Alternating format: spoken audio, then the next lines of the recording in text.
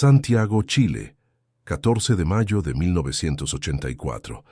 El sol de la mañana aún no había calentado del todo los adoquines del exclusivo barrio de Las Condes cuando los primeros periódicos llegaron a los kioscos.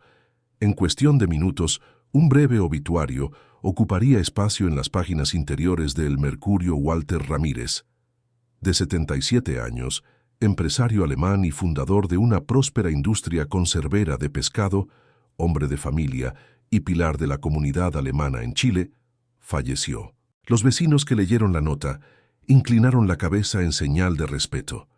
Algunos enviaron flores. La fábrica cerró un día en señal de luto.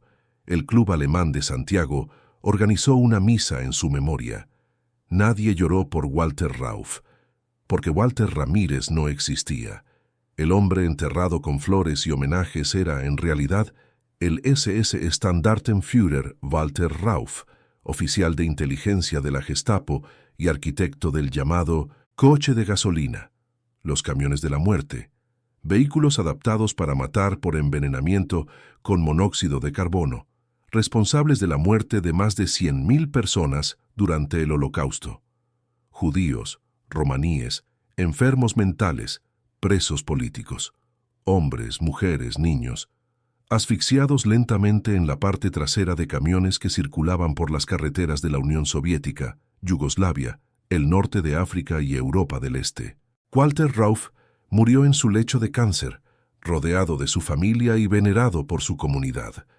Nunca fue juzgado, nunca se enfrentó a la justicia, nunca pasó un solo día tras las rejas por sus crímenes. Esta es la historia de cómo esto fue posible. Para comprender qué le sucedió a Rauff, primero debemos comprender quién era antes de convertirse en Walter Ramírez. Nacido el 19 de junio de 1906 en Kotten, un pequeño pueblo del estado alemán de Sajonia-Anhalt, Walter Rauff creció en una familia de clase media con tradición militar. Se unió a la Armada Alemana en 1924, donde demostró aptitudes para la burocracia y la administración logística. Era meticuloso, eficiente y ambicioso.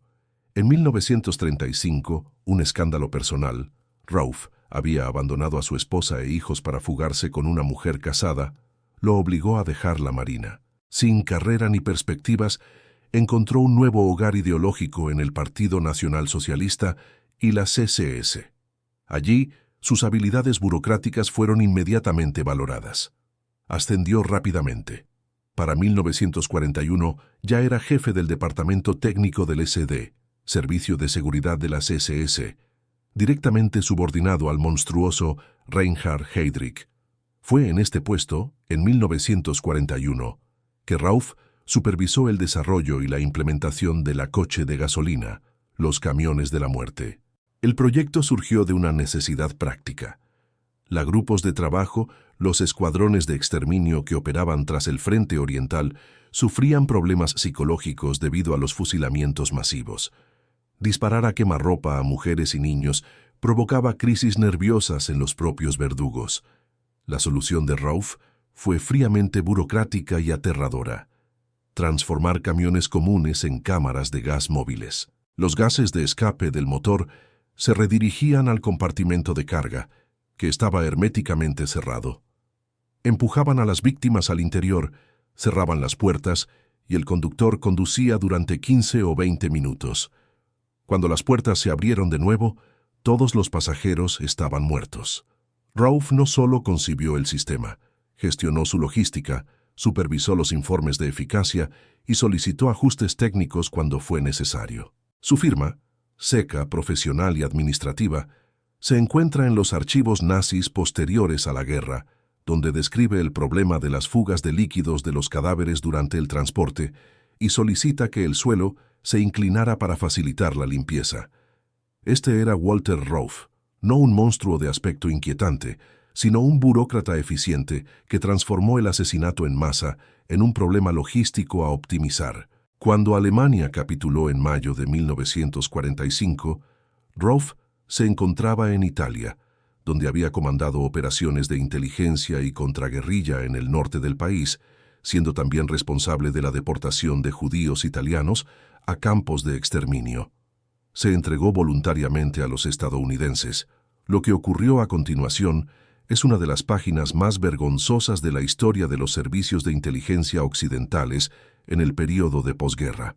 Rauf estuvo internado brevemente en un campo de prisioneros de guerra en Florencia, pero en 1946 simplemente escapó. Las circunstancias nunca se aclararon por completo. Documentos desclasificados décadas después sugieren que Rauf había ofrecido sus servicios como informante a la inteligencia estadounidense, interesado en su vasta red de contactos en la Europa de posguerra y el mundo árabe. No existe una confirmación definitiva de que los estadounidenses lo ayudaran a escapar, pero tampoco existe una explicación convincente de su fuga de un campo fuertemente vigilado. Rauf pasó los años siguientes en Roma, donde las redes de escape nazis, las llamadas líneas de ratas organizados, en parte con la complicidad de miembros de la Iglesia Católica, estos grupos operaban a plena capacidad. Con documentos falsos proporcionados por la Cruz Roja Internacional, que trágicamente no verificó adecuadamente la identidad de los solicitantes, Rauf se embarcó hacia Siria en 1948. En Damasco encontró terreno fértil. El gobierno sirio, entonces gobernado por líderes que admiraban la eficiencia militar alemana y compartían el antisemitismo nazi, contrató a Rauf como consultor de servicios de seguridad. Durante años entrenó a agentes de inteligencia sirios, transmitiéndoles técnicas aprendidas en las SS. Era libre, era útil y estaba protegida.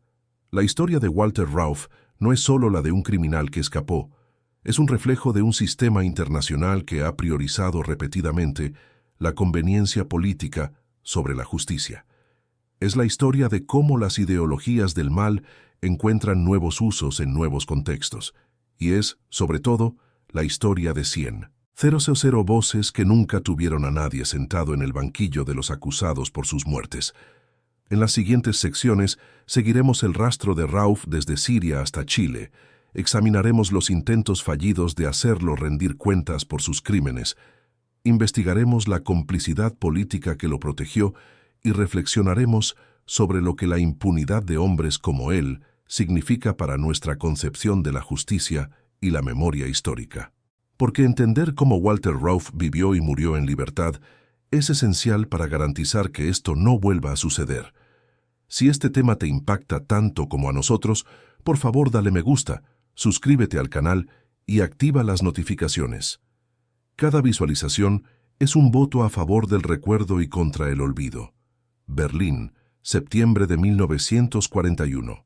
En una sala de reuniones en el corazón de la sede del SD en Berlín, un grupo de oficiales de las SS discutía un problema que, en cualquier otro contexto histórico, parecería kafkiano. Las ejecuciones en masa estaban causando traumas psicológicos a los soldados alemanes encargados de llevarlas a cabo. Grupos de trabajo, escuadrones móviles de exterminio que siguieron a las tropas alemanas en la invasión de la Unión Soviética, habían asesinado a cientos de miles de personas en tan solo unos meses. Solo en Babi Yar, a las afueras de Kiev, entre el 29 y el 30 de septiembre de 1941, 33.771 judíos fueron fusilados en 2 días. Los informes que llegaban al cuartel general describían un problema creciente. Soldados que no podían dormir, bebían en exceso y sufrían crisis nerviosas. La eficacia del exterminio se veía comprometida por el impacto psicológico en los propios verdugos. Alguien necesitaba encontrar una solución más limpia. Ese alguien era Walter Rauf. El concepto de cámara de gas no era nuevo. Los nazis ya lo utilizaban en los centros de eutanasia de su programa. Acción T4 en contraste, las personas con discapacidad física y mental eran eliminadas con monóxido de carbono en instalaciones fijas. La idea de Rauf, o más precisamente, la idea que Rauf desarrolló, perfeccionó e implementó con eficiencia burocrática, era hacer que este proceso fuera móvil. Los primeros prototipos se probaron en noviembre y diciembre de 1941 en el campo de concentración de Sachsenhausen, cerca de Berlín. Prisioneros soviéticos fueron utilizados como conejillos de indias. Los informes técnicos resultantes, ahora conservados en los archivos del Tribunal de Nuremberg, son documentos de una frialdad que aún estremece. Describen el tiempo necesario para la muerte, entre 15 y 20 minutos, la capacidad ideal de cada vehículo, entre 50 y 70 personas, y los problemas técnicos que debían resolverse: presión de escape insuficiente, sellado inadecuado de las puertas y dificultades para transportar los cuerpos. Rauff supervisó personalmente la revisión y el perfeccionamiento del proyecto. Su correspondencia con fabricantes de vehículos, ingenieros y comandantes de campo, toda documentada y firmada, demuestra su participación directa y continua en la operación. En un memorando fechado el 26 de marzo de 1942, cuyo original se encontró en archivos alemanes después de la guerra y que se convertiría en una prueba clave en las investigaciones contra Rauff décadas después, este analiza los detalles técnicos del funcionamiento de los camiones y solicita modificaciones para aumentar la eficiencia. El lenguaje empleado es el de un director de proyecto preocupado por los resultados. El proyecto en cuestión es un asesinato en masa. Coches de gasolina fueron desplegados en diferentes frentes de la guerra. En la Unión Soviética acompañaron a los grupos de trabajo en Bielorrusia, Ucrania y Rusia. Se emplearon contra judíos, serbios y romaníes en Yugoslavia. En el norte de África, Rauff los llevó consigo cuando fue asignado al mando de las operaciones de inteligencia del Cuerpo África de Rommel, un plan que contemplaba el exterminio de la comunidad judía en Oriente Medio y el norte de África si las tropas alemanas avanzaban más allá de Egipto. La derrota en el Alamein en 1942 impidió que estos planes se llevaran a cabo. Se estima que los camiones de la muerte, bajo la supervisión directa de Rauff, fueron responsables de la muerte de al menos 97,000 personas, según la estimación conservadora de la Fiscalía de Nuremberg. Investigaciones históricas posteriores elevan esa cifra a más de 100,000. Cada número representa una persona, un nombre, una historia interrumpida. Lo que hace que la historia de Rauff sea particularmente inquietante no es solo la magnitud de su crimen, sino su naturaleza. Rauff no era un fanático ideológico que mató en un ataque de odio racial. Era un empleado competente que resolvió un problema operativo con las herramientas a su disposición. Este perfil, el del ejecutor burocrático, el eficiente ejecutor de órdenes, fue analizado en profundidad por la filósofa Hannah Arendt en su famoso relato del juicio de Adolf Eichmann, al que llamó la banalidad del mal. Eichmann, al igual que Rauff, no era un monstruo en el sentido convencional. Era un administrador. Su monstruosidad residía precisamente en su capacidad para disociar la acción de sus consecuencias humanas, no ver a las personas, sino los problemas logísticos. Rauff fue incluso más lejos que Eichmann. No solo organizó el transporte para el exterminio, sino que diseñó el propio mecanismo de la muerte. Y sin embargo, a diferencia de Eichmann, nunca fue juzgado. Cuando los archivos nazis fueron confiscados por los aliados en 1945, los memorandos de Rauff estaban allí, claramente fechados, claramente firmados. La evidencia de su participación en el desarrollo y la operación de los camiones de la muerte era irrefutable.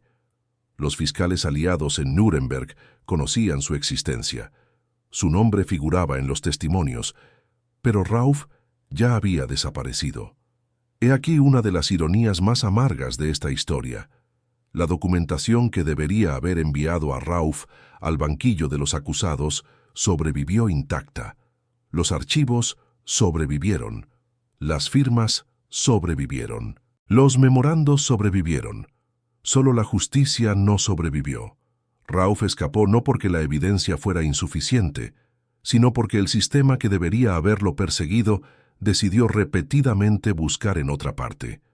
En las siguientes secciones entenderemos por qué. ¿Qué sabías sobre los camiones de la muerte antes de ver este video? Comenta abajo. Es importante que esta historia se cuente y se debata. Roma, 1947. Las ruinas aún ardían en algunas partes de Europa, pero en ciertas sacristías de Roma, Los documentos ya circulaban con la eficiencia de una oficina bien organizada. Pasaportes de la Cruz Roja Internacional, visados para países de Sudamérica y Oriente Medio, nuevas identidades para antiguos criminales, a línea de ratas la ruta de las ratas, como los aliados denominaron a las redes de fuga nazis, fue una operación sorprendentemente bien estructurada. Sus operadores más conocidos fueron figuras religiosas: el obispo austriaco Alois Hudal, abiertamente simpatizante del nazismo, y el sacerdote croata Krunoslav Draganović, quien veía a los exnazis como aliados útiles contra el comunismo. Pero las redes eran más amplias y diversas de lo que sugieren estas figuras simbólicas. Walter Rauff utilizó estas redes, aunque su ruta exacta sigue envuelta en controversia histórica, y creó deliberadamente lagunas documentales. Lo que sabemos con certeza es esto: Rauff fue capturado por los estadounidenses en Florencia en 1945. Estuvo recluido en un campo de prisioneros de guerra. En 1946 fue liberado. ¿Cómo sucedió esto? Durante décadas, la versión oficial fue simplemente que Rauff se había escapado del campo. Pero esta versión nunca convenció a los investigadores que indagaron en el caso. Un campo estadounidense en 1946, aún en pleno proceso de desnazificación, con un prisionero de tan alto perfil cuyo nombre aparecía en los documentos de Nuremberg, documentos desclasificados por el gobierno estadounidense en la década de 1980 y de forma más completa en la década de 2000, revelaron algo que muchos sospechaban. Rauff, de hecho, había estado en contacto con la inteligencia estadounidense. El contexto es crucial. 1946 marcó el comienzo de la Guerra Fría. Los servicios de inteligencia estadounidenses, británicos y en menor medida franceses, reclutaban activamente a exoficiales nazis con conocimientos de inteligencia, redes en Oriente Medio y el mundo árabe, técnicas de interrogatorio y contrainsurgencia. Rauff lo tenía todo. Había dirigido operaciones de inteligencia en Italia y el norte de África. Conocía a la perfección las redes de agentes nazis diseminadas por el Mediterráneo, y estaba disponible. Los documentos no prueban de forma concluyente que los estadounidenses lo ayudaran a escapar, pero sí demuestran que fue evaluado como un activo potencial y que su utilidad se consideró más importante que el interés en su juicio por crímenes de guerra.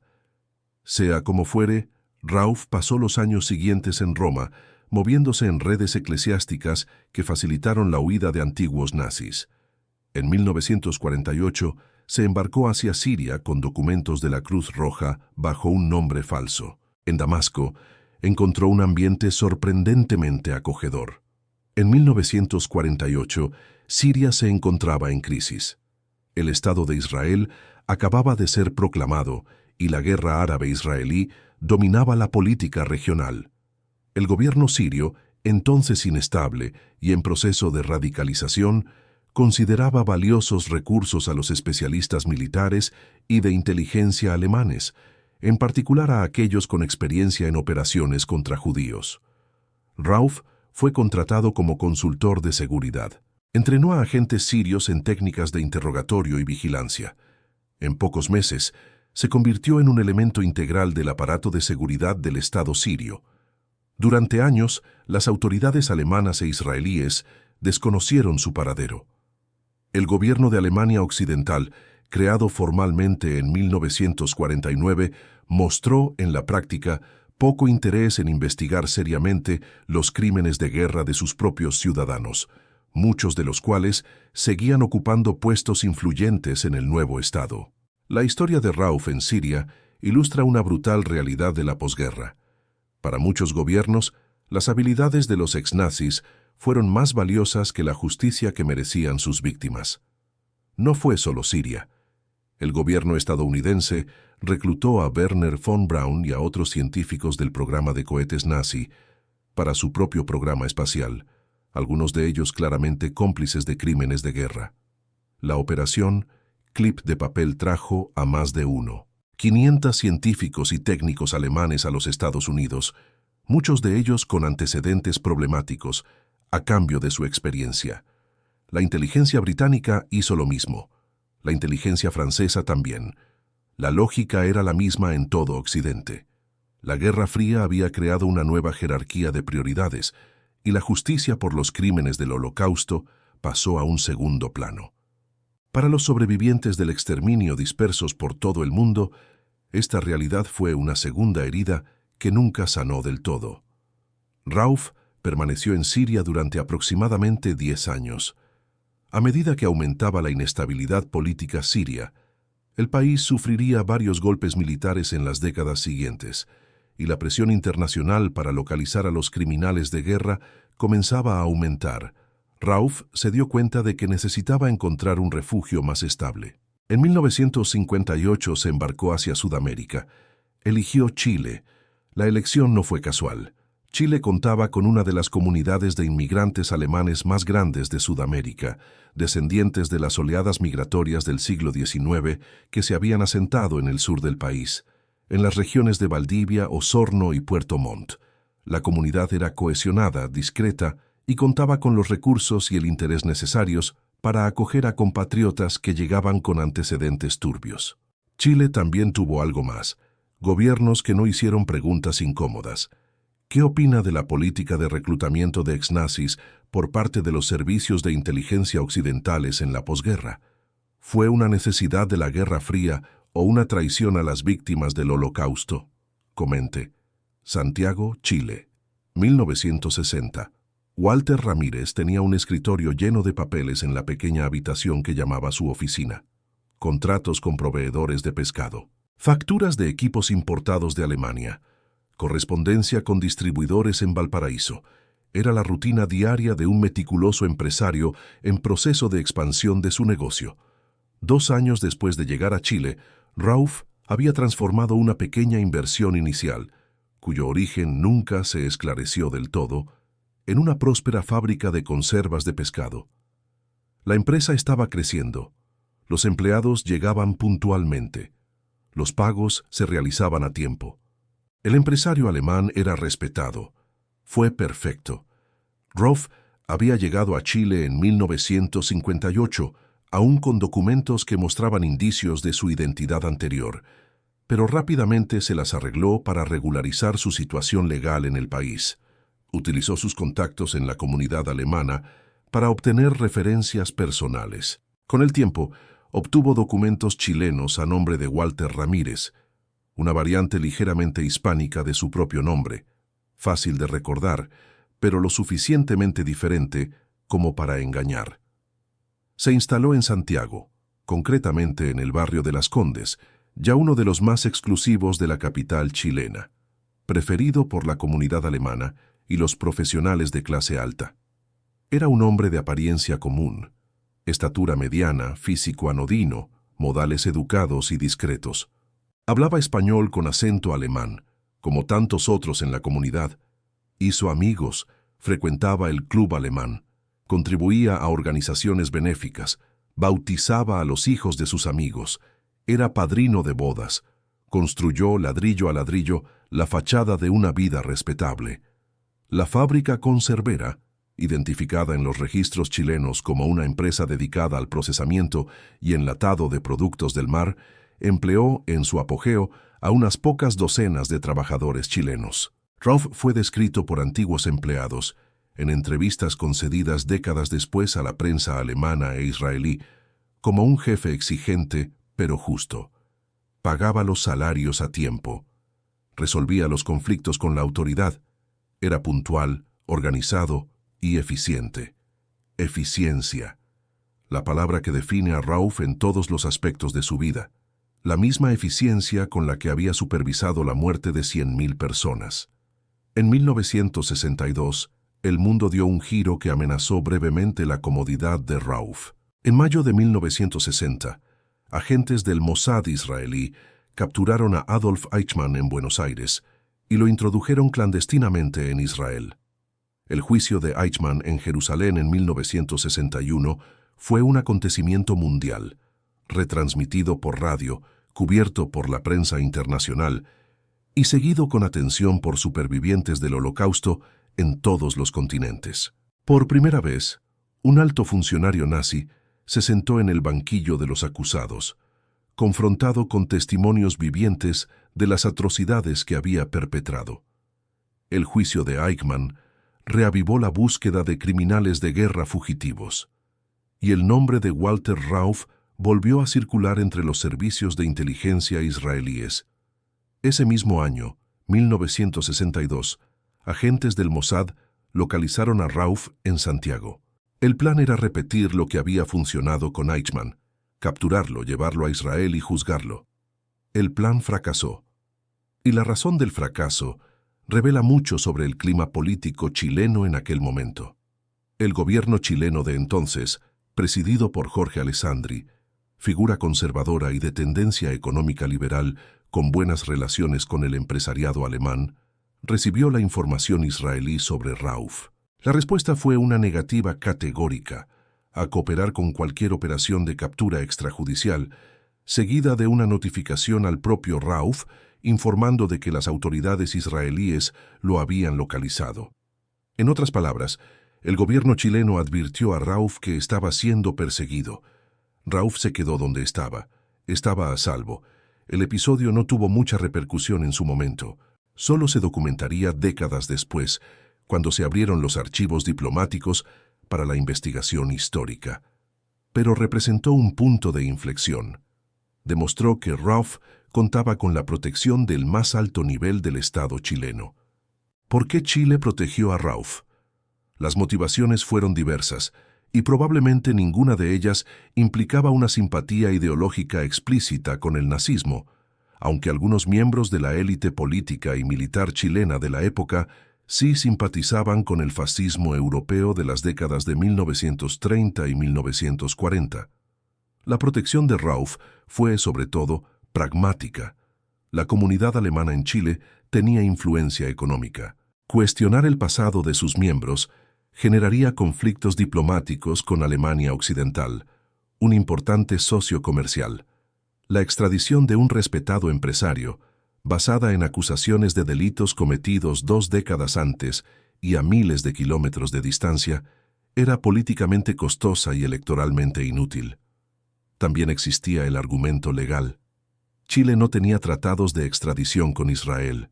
Cualquier captura extraterritorial violaría la soberanía chilena, el mismo argumento utilizado por Argentina en relación con la captura de Eichmann. La suma de estas consideraciones produjo un resultado definitivo. Rauf se quedó. ¿Por qué crees que países como Chile protegieron a criminales de guerra? ¿Interés económico, ideología o simplemente indiferencia? Deja tu opinión en los comentarios. Bonn, Alemania Occidental, 1963. La oficina del fiscal Fritz Bauer en el estado de Hesse estaba repleta de papeles. Expedientes de exnazis dispersos por todo el mundo. Informes de investigadores. Copias de memorandos recuperados de archivos capturados en 1945. Y, sobre el escritorio, una solicitud de extradición dirigida al gobierno chileno. Alemania Occidental solicitaba formalmente la extradición de Walter Rauf para ser juzgado por los crímenes cometidos durante el régimen nazi. Fritz Bauer era un hombre solitario en una batalla solitaria. Judío, exiliado durante el nazismo, había regresado a Alemania con la convicción de que la justicia por los crímenes del Holocausto era un requisito previo para una auténtica democracia alemana. Fue él quien proporcionó al Mossad la información que condujo a la captura de Eichmann. Fue él quien impulsó los juicios de Auschwitz en Frankfurt. Y fue él quien, frente a una enorme resistencia institucional, intentó llevar a Walter Rauf ante la justicia. La solicitud de extradición alemana llegó a Chile en 1963. Legalmente era sólida. Alemania Occidental tenía jurisdicción sobre los crímenes cometidos por ciudadanos alemanes durante la Segunda Guerra Mundial, y los crímenes de Rauf estaban ampliamente documentados. Los memorandos con su firma, los informes sobre el funcionamiento de los camiones de la muerte, los testimonios de los sobrevivientes. Lo que Alemania no había contado era con la determinación del sistema judicial chileno de encontrar razones para no extraditar a Rauf. el caso fue llevado a la Corte Suprema de Chile. El argumento principal de la defensa de Rauf fue simple. Los delitos que se le imputaban se habían cometido en 1941 y 1942. La ley chilena establecía un plazo de prescripción de 15 años para los delitos graves. Por lo tanto, para 1963, los delitos de Rauf ya habrían prescrito según la ley chilena. En mayo de 1963, la Corte Suprema de Chile aceptó este argumento y denegó la solicitud de extradición alemana. La decisión era legal y técnicamente defendible según el derecho interno chileno de la época. Pero era moralmente absurda permitir la prescripción de los crímenes de lesa humanidad, el asesinato en masa de 100 personas, con base en criterios procesales del derecho penal nacional, equivalía a afirmar que el tiempo transforma el genocidio en un pasado irrecuperable. La decisión de la Corte Suprema chilena tuvo repercusión internacional. En Alemania, generó consternación en la pequeña comunidad de juristas e investigadores comprometidos con el enjuiciamiento de criminales de guerra. Fritz Bauer, en un discurso público años después, describió la decisión como la victoria de la burocracia sobre la conciencia. En Israel, el gobierno de David Ben-Gurión, aún conmocionado por el juicio a Eichmann, protestó diplomáticamente. La respuesta chilena fue fría. La Corte Suprema había decidido y la decisión era inapelable. Para Rauf, la decisión fue la confirmación definitiva de su impunidad. Si incluso la Corte Suprema de un país democrático hubiera fallado a su favor, o más precisamente, hubiera dictaminado que la ley lo protegía, entonces estaba realmente a salvo. La decisión de 1963 también es un doloroso reflejo de las limitaciones del derecho internacional de la época. El concepto de crímenes de lesa humanidad, como categoría jurídica que trasciende las prescripciones nacionales, se había establecido en los juicios de Nuremberg de 1945-1946. Sin embargo, su aplicación práctica dependía de la voluntad de cada estado de reconocerlo y aplicarlo. Chile, en 1963, optó por no hacerlo. Esta no fue una decisión explícitamente ideológica. No hubo declaraciones públicas de simpatía por Rauf ni por el nazismo. Fue una decisión de conveniencia. Era más sencillo y menos costoso política y diplomáticamente encontrar una razón legal para no extraditarlo que hacerlo. Y ese es quizás el aspecto más aterrador de esta historia. Rauf no estaba protegido por fanáticos ideológicos, sino por tecnócratas oportunistas que prefirieron la conveniencia a la justicia. En los años siguientes se enviaron nuevas solicitudes a Chile, desde Alemania, desde Italia, donde Rauf había cometido crímenes contra judíos italianos deportados a los campos, y desde organizaciones judías. Todas tuvieron el mismo resultado. El gobierno chileno, independientemente del partido en el poder, no estaba interesado en reabrir el caso. Rauf continuó expandiendo su negocio. En 1973, cuando Augusto Pinochet derrocó al gobierno democráticamente electo de Salvador Allende en un sangriento golpe militar, Rauf, según relatos contemporáneos, no solo celebró, sino que colaboró. Existe información, nunca completamente documentada pero tampoco refutada, de que Rauf ofreció consultoría a la DINA, la policía secreta de Pinochet, transfiriendo técnicas de interrogatorio aprendidas en las SS. Si es cierto, esto significa que las habilidades desarrolladas en los campos de exterminio nazis han encontrado nuevas aplicaciones en las cámaras de tortura de la dictadura chilena. La historia de Rauf en Chile no fue solo la de un criminal que escapó, fue la de un criminal que siguió siendo útil. ¿Le sorprende que los países democráticos protegieran a Rauf con argumentos jurídicos formales? Comente qué opina sobre los límites del derecho ante crímenes de magnitud histórica. Santiago, septiembre de 1973. Aún salía humo del Palacio de la Moneda, bombardeado cuando los primeros camiones del ejército chileno comenzaron a recorrer las calles de Santiago recogiendo prisioneros. En pocas semanas, el Estadio Nacional se había transformado en un campo de detención improvisado. En los años siguientes, más de 40.000 personas serían detenidas, torturadas y aproximadamente 3.000 asesinadas o desaparecidas por la dictadura de Augusto Pinochet. La maquinaria represiva necesitaba organización, necesitaba métodos, necesitaba especialistas, y tenía uno disponible, viviendo en un barrio exclusivo de Santiago, Walter Rauff. La conexión entre Rauff y la DINA, la Dirección de Inteligencia Nacional, principal instrumento de terror de la dictadura de Pinochet, nunca ha sido documentada de forma completa y fehaciente.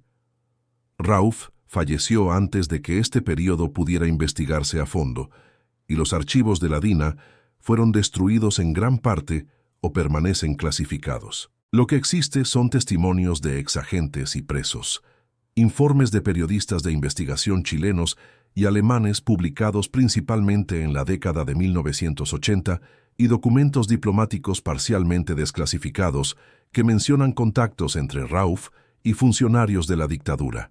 En 1984, el periodista alemán Gero Gembala, que investigaba las conexiones entre los ex-nazis y la dictadura chilena, publicó un libro, Odessa en Sudamérica, en el que documentó los contactos entre Rauff y la DINA en los primeros años tras el golpe de 1973.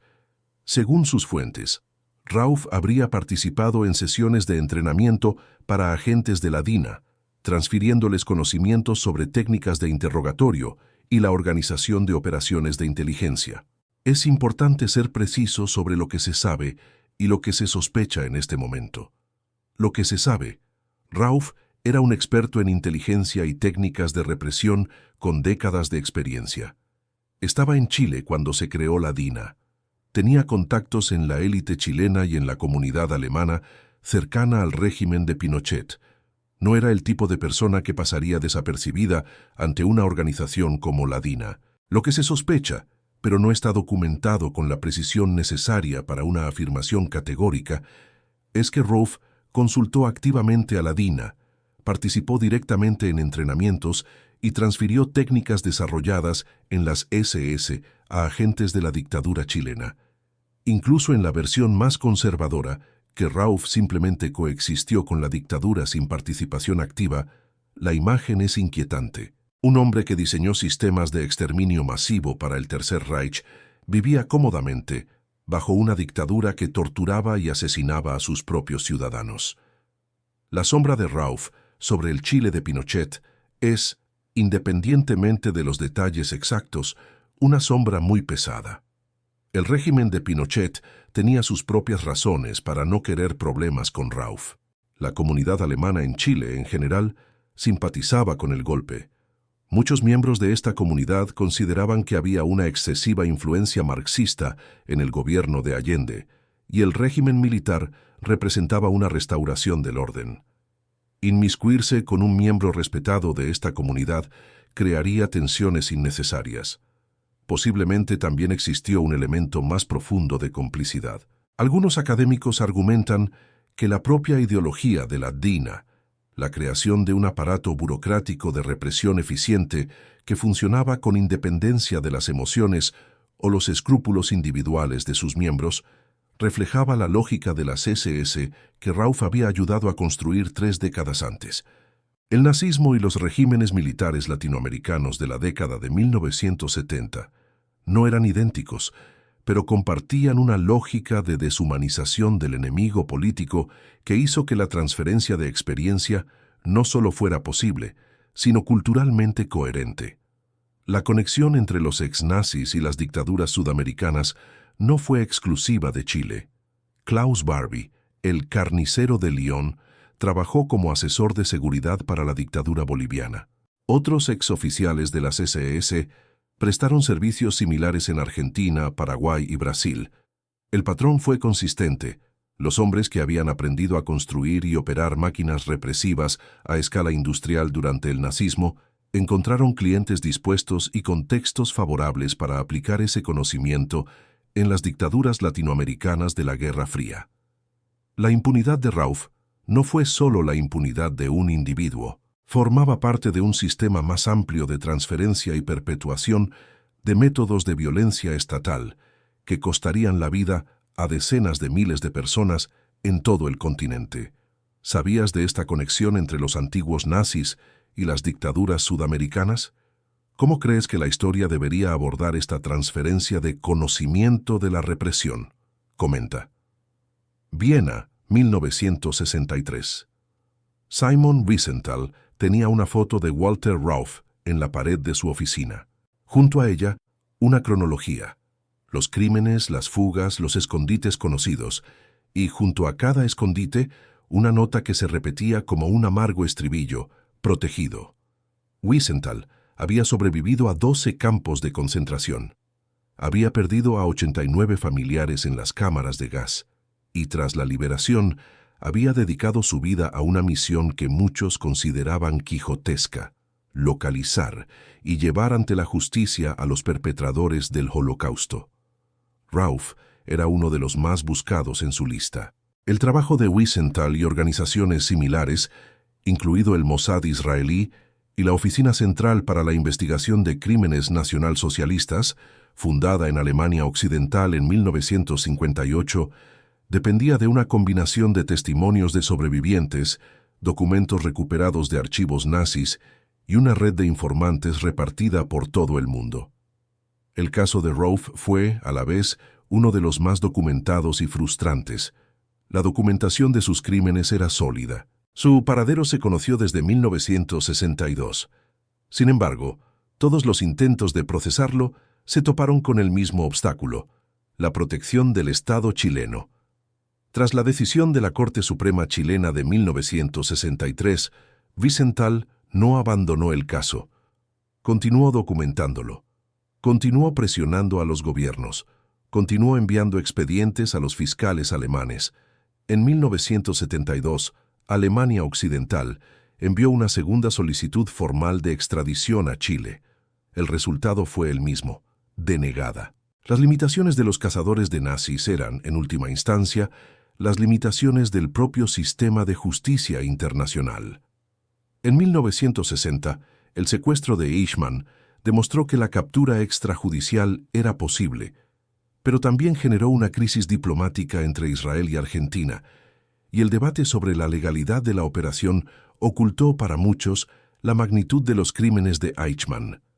El juicio fue justo y el veredicto correcto, pero el método sentó precedentes problemáticos. En Chile se estaba considerando una operación similar para Rauff, pero Chile en las décadas de 1960 y 1970 era diferente a Argentina en la década de 1960. La vigilancia sobre Rauff se intensificó tras la revelación de que el Mossad lo había localizado, y el gobierno chileno había demostrado inequívocamente que no cooperaría. Hay informes de que el Mossad incluso preparó planes concretos para la extradición forzosa de Rauff. Sin embargo, la evaluación final fue que los riesgos políticos y operativos eran demasiado altos, especialmente después del golpe de Estado de Pinochet en 1973, que creó un Chile aún más hostil a las operaciones israelíes en su territorio. Otro actor clave en esta historia fue la prensa. Periodistas alemanes, israelíes y finalmente chilenos desempeñaron un papel crucial para mantener el caso de Rauff en la conciencia pública.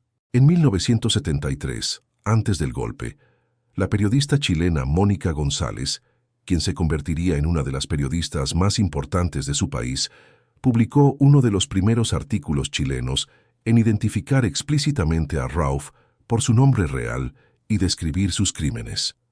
El artículo causó un breve escándalo en la prensa chilena, pero pronto fue absorbido por la agitación política que culminó en el golpe de septiembre.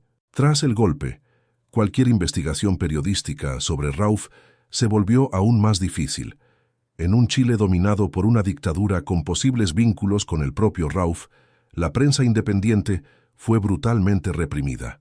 La historia de los cazadores de nazis es, en cierto sentido, la historia de la improvisación ante el fracaso institucional. Organizaciones como la de Wiesenthal existieron precisamente porque los estados y las instituciones internacionales no lograron procesar sistemáticamente a los perpetradores del Holocausto. Compensaron parcialmente este fracaso, pero solo parcialmente. Wiesenthal vivió para ver a muchos de sus objetivos procesados, Eichmann, Stangl, Barbie y otros. Pero no vio a Rauff procesado. Rauff murió en 1984, el mismo año en que Wiesenthal publicó uno de sus libros más famosos. Cada día el recuerdo, la ironía era cruel. Mientras Wiesenthal documentaba la memoria de los muertos, el hombre que había diseñado uno de los instrumentos de su asesinato moría pacíficamente, rodeado de flores y falsos tributos. El trabajo de cazadores de nazis como Wiesenthal fue esencial, pero insuficiente. ¿Quién cree que debería haber hecho más para llevar a Rauff ante la justicia? Comente. Bonn, marzo de 1984. El telegrama llegó al Ministerio de Asuntos Exteriores alemán con una urgencia inusual. Los servicios de inteligencia habían recibido información de que Walter Rauff se encontraba gravemente enfermo y hospitalizado en Santiago. Había quizás una última oportunidad. Alemania Occidental actuó. En marzo de 1984, envió a Chile una tercera solicitud formal de extradición, esta vez acompañada de un expediente de cientos de páginas que recopilaba toda la documentación disponible sobre los crímenes de Rauff, los memorandos, los informes técnicos sobre los camiones de la muerte, los testimonios de los supervivientes y las estimaciones de las víctimas. Fue el argumento más sólido que Alemania había presentado jamás. También fue el último. El gobierno chileno, ahora presidido por Pinochet, que había gobernado el país con puño de hierro durante más de una década, respondió a la solicitud alemana con una velocidad inusual. La respuesta fue no. El argumento utilizado esta vez fue diferente al de 1963.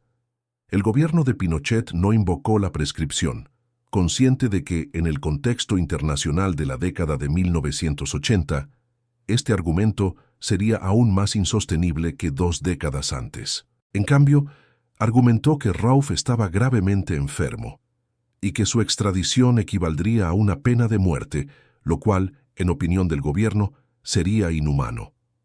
El argumento era, en términos humanitarios, superficialmente comprensible.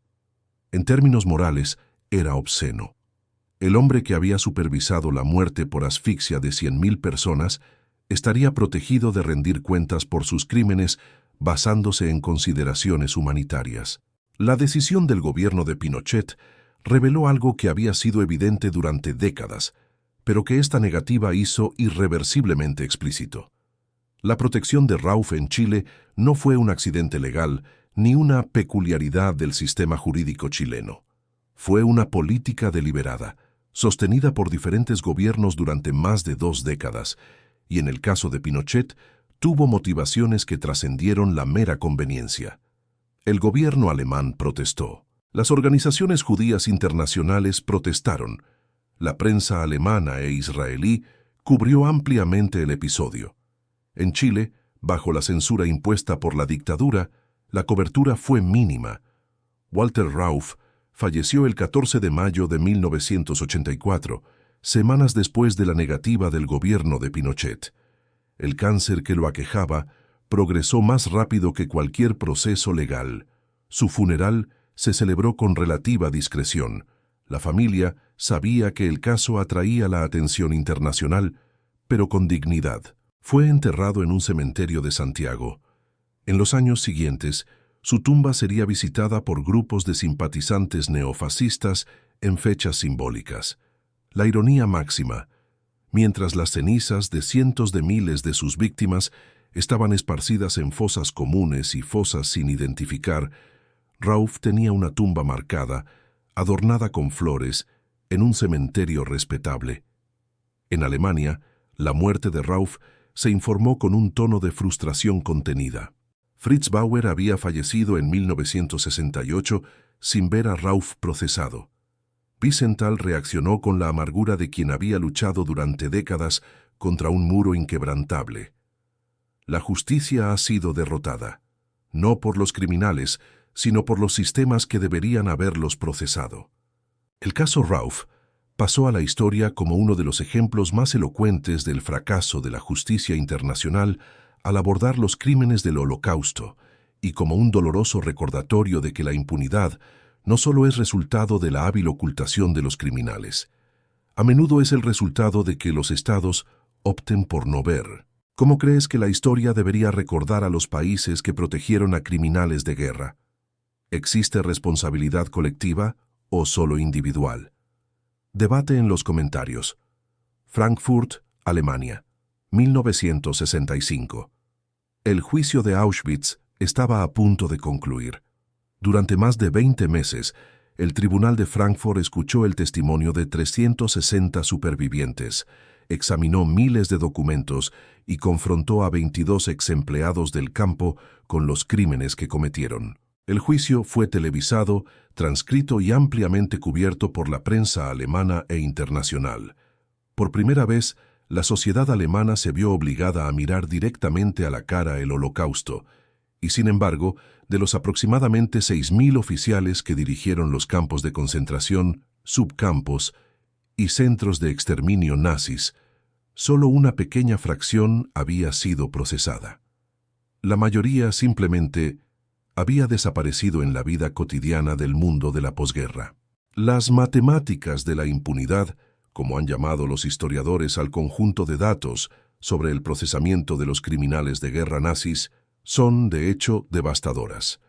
Según las estimaciones más citadas en la literatura histórica sobre el tema, aproximadamente 1.000 de los 6.000 oficiales identificados murieron durante la guerra o en los meses inmediatamente posteriores.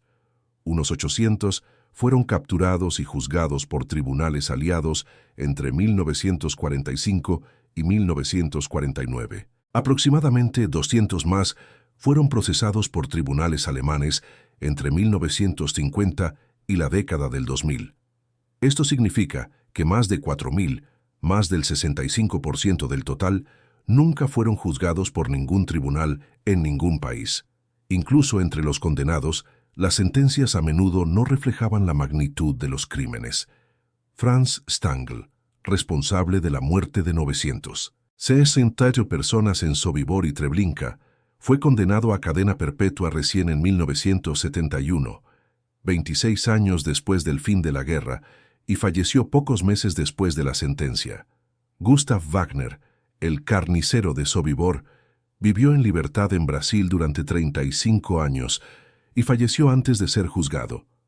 Roff encaja perfectamente en este patrón. 39 años entre el final de la guerra y su muerte, sin días de juicio, sin tiempo en prisión. ¿Por qué se produjo este fracaso? La respuesta es multifactorial, y cada factor ilumina una dimensión diferente de las decisiones políticas e institucionales que generaron esta realidad. El primer factor fue la decisión de llevar a cabo una desnazificación incompleta. El proceso de desnazificación en la posguerra, especialmente en la zona estadounidense, intentó ser exhaustivo, pero se vio rápidamente socavado por sus propias contradicciones. Con millones de alemanes que habían participado de alguna manera en el régimen, como miembros del partido, funcionarios, soldados, y con la urgencia de reconstruir una economía y un Estado funcionales en Europa Occidental, las potencias aliadas optaron por una desnazificación simbólica que procesara a los casos más evidentes y permitiera al resto reintegrarse a la sociedad. El segundo factor fue la Guerra Fría. De 1947 a 1948 en adelante, las prioridades occidentales en Europa habían cambiado radicalmente. La Unión Soviética, no la Alemania nazi, era el enemigo. Alemania Occidental necesitaba ser un aliado fuerte. Investigar sistemáticamente los crímenes del régimen que había gobernado ese mismo país tan solo unos años antes era, desde la perspectiva de los estrategas de la Guerra Fría, contraproducente. El tercer factor fue la complicidad de las élites. Alemania Occidental en la década de 1950 estaba llena de exnazis en puestos influyentes, en el poder judicial, el mundo académico, las fuerzas armadas y la política. Konrad Adenauer, el primer canciller de Alemania Occidental, contaba con hombres con pasados comprometedores en su gabinete. Hans Globke, su asesor principal, había escrito comentarios legales sobre las leyes de Nuremberg de 1935. Estos hombres tenían sus propias razones, para no querer que las investigaciones avanzaran demasiado. El cuarto factor fue la reticencia de las víctimas a testificar. Los sobrevivientes del Holocausto se enfrentaron a enormes obstáculos para participar en los procedimientos legales. Trauma psicológico severo, dificultades para obtener visas de viaje y presión para seguir adelante y no revivir el pasado. Muchos países donde se asentaron los sobrevivientes, incluido Israel en sus primeros años, priorizaron la construcción del futuro sobre ajustar cuentas con el pasado. El quinto factor, quizás el más aterrador, fue la normalidad. Los criminales que escaparon eran en su mayoría hombres funcionalmente normales. Tenían familia, trabajaban, pagaban impuestos. Eran, como Rauf, vecinos respetables. La idea de que un hombre pudiera ser simultáneamente un padre cariñoso y el artífice de un sistema de exterminio masivo era cognitivamente difícil de procesar y facilitaba que gobiernos y comunidades ignoraran la situación. Dadas estas matemáticas de la impunidad, ¿qué cree que se podría haber hecho de otra manera? Comente. Berlín, 27 de enero de 2005. 60 años después de la liberación de Auschwitz, líderes de 190 países se reunieron en la Asamblea General de las Naciones Unidas para la ceremonia inaugural del Día Internacional de Conmemoración en memoria de las víctimas del Holocausto. Elie Wiesel habló. Los sobrevivientes testificaron. El mundo se comprometió. Una vez más. Nunca más. Ese mismo año, Alfons Gottfried, exmiembro de las SS que había participado en masacres en Polonia, fue identificado como residente tranquilo en un suburbio alemán. Tenía 84 años. La historia de Walter Rauf no terminó con su muerte en 1984. Termina, o más precisamente continúa, con lo que decidamos hacer con ella. La historia de Rauf es, en esencia, una historia sobre sistemas. No se trata solo de un hombre que cometió crímenes atroces. No se trata solo de un criminal que escapó de la justicia. Se trata de los sistemas que hicieron posible ambas cosas y de los sistemas que, décadas después, aún presentan debilidades similares. El sistema que produjo a Rauf fue el nazismo, una ideología que transformó el prejuicio en política de Estado, que burocratizó el odio, que encontró a los hombres lo suficientemente normales como para operar máquinas de muerte con la misma eficiencia con la que operarían una línea de producción industrial. El sistema que protegía a Rauf era el del pragmatismo político internacional, un mundo donde la conveniencia diplomática, los intereses económicos y la frialdad estratégica de la Guerra Fría creaban un entorno en el que la impunidad era a menudo la opción más fácil. Pero hay un tercer sistema involucrado en esta historia, y es el más importante para nosotros hoy: el sistema de la memoria. La memoria histórica no es automática, no es natural. Es una construcción activa, sustentada por decisiones deliberadas de sociedades e instituciones. Los juicios de Nuremberg fueron una elección. La creación de museos del Holocausto fue una elección. Las leyes que penalizan la negación del genocidio en varios países son decisiones. La labor de organizaciones como el Mossad y el Centro Wiesenthal fue una elección. La impunidad de Rauf también fue una elección. Una serie de elecciones hechas por gobiernos, tribunales e individuos que, en cada momento crucial, optaron por la conveniencia en lugar de la justicia. ¿Qué nos enseña la historia de Rauf sobre el presente? Nos enseña, en primer lugar, que la impunidad no es simplemente un defecto del pasado. Genocidios y crímenes de lesa humanidad han ocurrido desde el Holocausto, en Camboya, Ruanda, Bosnia y Darfur. En cada uno de estos casos, la comunidad internacional se ha enfrentado a las mismas tensiones, entre la justicia y la conveniencia, entre la rendición de cuentas y la estabilidad política, entre la memoria y el deseo de seguir adelante. La creación de la Corte Penal Internacional en 1998 fue, en parte, una respuesta a este patrón histórico de impunidad. El principio de jurisdicción universal, la idea de que ciertos delitos son tan graves que cualquier país puede procesar a sus autores, independientemente del lugar donde se cometieron, representa un verdadero avance en comparación con el sistema de 1963 que protegió a Rauf. Pero la CPI tiene serias limitaciones. Potencias como Estados Unidos, China y Rusia no la reconocen. Muchos casos llegan a la Corte con décadas de retraso. Los recursos son insuficientes. La voluntad política de los Estados miembros es inconsistente. La historia de Rauf es por tanto también un argumento urgente a favor de sistemas de justicia internacional más sólidos. En segundo lugar, nos enseña algo sobre la naturaleza del mal burocrático. Hannah Arendt escribió sobre la banalidad del mal al observar a Eichmann, la capacidad de personas funcionalmente normales de cometer atrocidades al convertirse en engranajes de un sistema que deshumaniza a sus víctimas. Rauf es un ejemplo aún más puro de esta lógica. No solo cumplió órdenes, sino que diseñó el sistema, transformó el asesinato en un problema de ingeniería. Esta lección tiene relevancia más allá del contexto histórico. En cualquier sistema, corporativo, militar, gubernamental, la fragmentación de la responsabilidad, la burocratización de las decisiones y la deshumanización de las categorías afectadas, ya sean inmigrantes, presos, minorías, crean condiciones para que la gente común participe en procesos de violencia sin confrontar plenamente lo que está haciendo. La vigilancia ética no se ejerce solo en tiempos de crisis dramática, se ejerce en la vida cotidiana de las instituciones.